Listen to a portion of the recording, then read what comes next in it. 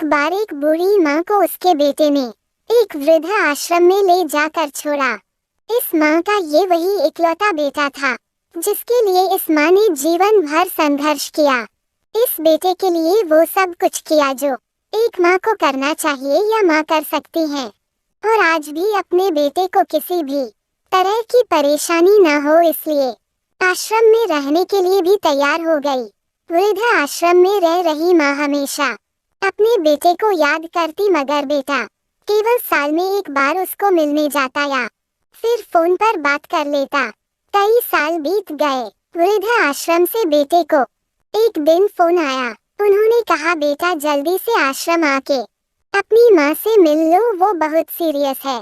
बेटा जब अपनी बीमार माँ के पास पहुँचा तब वो अपनी आखिरी सांसें गिन रही थी।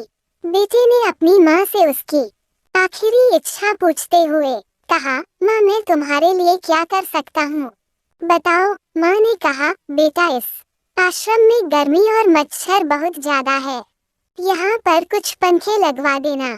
फ्रिज न होने की वजह से यहाँ पर हम बूढ़ों को कई बार भूखे पेट ही सोना पड़ता है, क्योंकि किसी ने दिया हुआ खाना खराब होने से नहीं बचा पाते। तो इस आश्रम के लिए एक दो फ्रिज भी खरीद कर दे देना।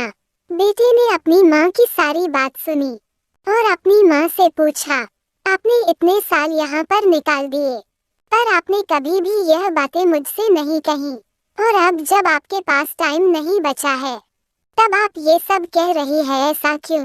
माँ ने बेटे को जवाब देते हुए कहा, बेटा मैंने गर्मी, भूख और पीड़ा सहन कर ली, लेकिन मुझे पता है जब तेरे बच्चे तुझे यहाँ पर छोड़कर जाएंगे तब तू ये सब सहन नहीं कर पाएगा। इसलिए तेरी सुविधा के लिए मैं तुझे ये सब लगाने के लिए कह रही हूँ। दोस्तों, माँ की ये आखिरी लाइनें किसी भी बेटा या बेटी की आंखें खोलने के लिए सक्षम है। इतिहास हमेशा अपने आप को दोहराता है।